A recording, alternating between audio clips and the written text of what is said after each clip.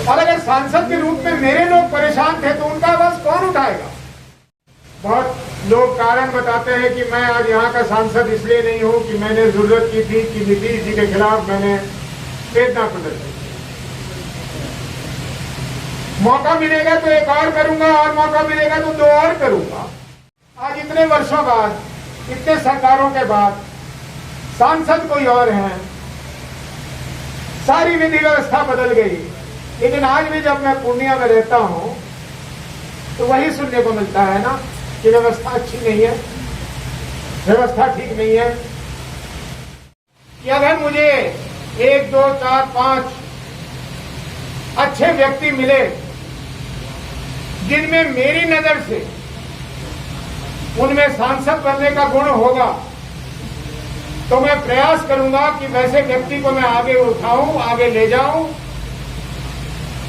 और ऐसी परिस्थिति में शायद मैं 2024 का चुनाव नहीं लड़ूं, लेकिन पूर्णिया को रिक्त नहीं छोड़ूंगा। ये मेरी दिली ख्वाहिश रही है 2014 के बाद पूरे बिहार में, एक तरह से पूरे देश में,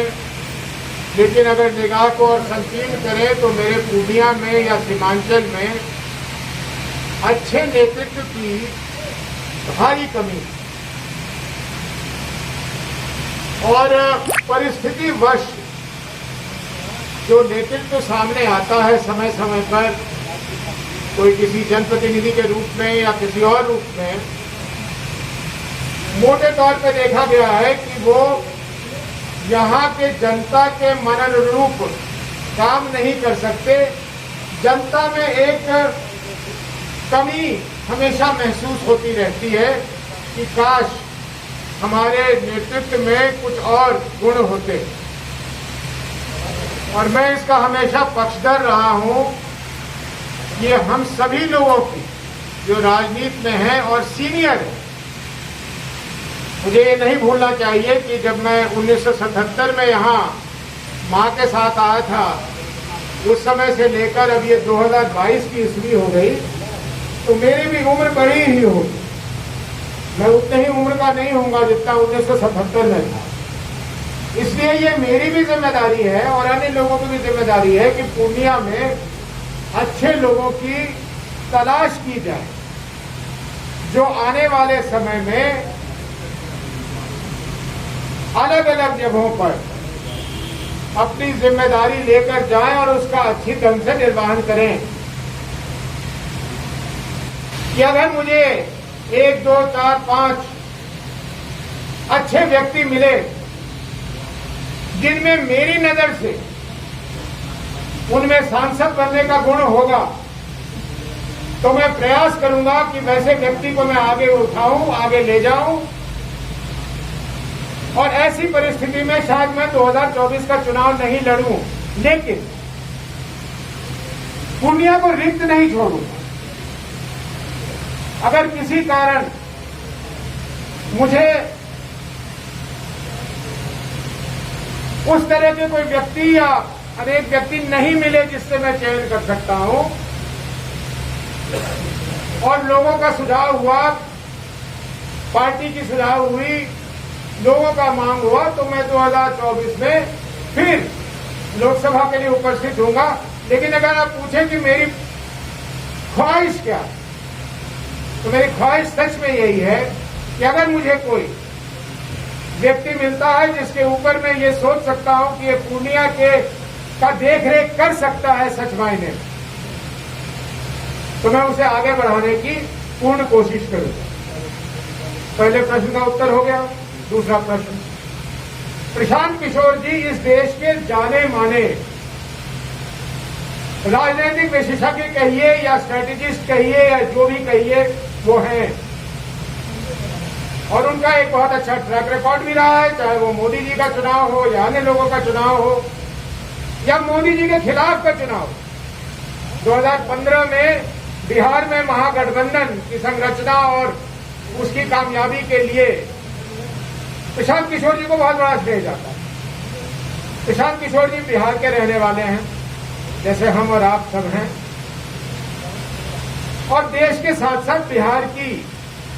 हम लोगों को चिंता है और उस चिंता को दूर करने की दिशा में हम लोग प्रयास करेंगे। लेकिन हम लोगों ने, न मैंने न प्रशांत किशोर जी ने इसे कोई राजनीतिक रूप देने का भी नहीं सोचा। भविष्य में होगा कि नहीं होगा ये भविष्य के गर्भ में है, मैं इसका उत्तर नहीं दे सकता। लेकिन अभी जो वर्तमान में पूरे देश में और बिहार में स्थिति बनी हुई है, हम लोगों को ऐसी आवश्यकता महसूस हो रहा है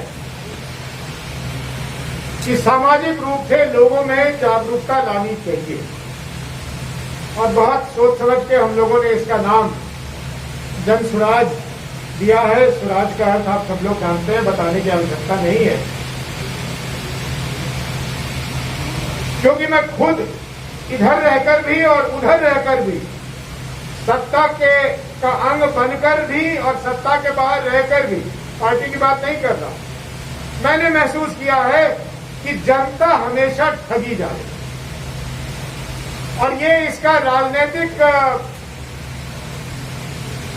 मतलब नहीं लगाना चाहिए आप लोगों को। मैं राजनीति के दृष्टिकोण से कहीं नहीं रहा। आज किसी व्यक्ति से आज बात कर लें, चाहे वो पूर्णिया का हो, बाहर का हो, किसी अन्य राज्य का हो, वो आपको 10 दुखड़े सुनाएगा, लेकिन सबसे बड़ा जो उसमें दुख है वो ये है कि वो अंत में ये जरूर बोलेगा कि लेकिन केकरा पास जाइए, केकरा कहिए, किसको कहूं। जब किसी भी देश की जनता को ऐसी मायूसी आ जाए कि उसके पास कहीं जाने को, किसी को कुछ कहने को नहीं, कम से कम आकर अगर वो किसी के कंधे पे रो देता है तो उसका बोझ हल्का हो जाता है। जब उसको ये लगे कि ये भी रास्ता बंद, मैं कहीं रो भी नहीं सकता, मैं कहीं जा भी नहीं सकता, कोई सुनेगा ही नहीं, तो जो वो निराशा होती है, उसको जो अनुभव करता है उसको ही मालूम। और इस कारण प्रशांत किशोर जी ने मुहिम शुरू किया है, मैं उसका हिस्सा हूं और हम लोग इसको आगे बढ़ाएंगे। उन्होंने तो ये भी कहा है कि 2 अक्टूबर से वो पद यात्रा शुरू करेंगे, वो जरूर करेंगे, अपने बात के बहुत पक्के हैं। पद यात्रा में सांकेतिक तो मैं भी जाऊंगा, लेकिन मुझे नहीं लगता कि मेरी अवस्था अब ये इजाजत देगी कि मैं 3500 किलोमीटर पैदल चलूं, लेकिन सांकेतिक रूप से मैं उसमें जरूर रहूंगा। और उनका भी कार्यक्रम वो जल्द अपने आप सब जगह जा ही रहे हैं, वो पूर्णिया भी आएंगे और सीमांचल भी आएंगे और आप लोगों से साक्षात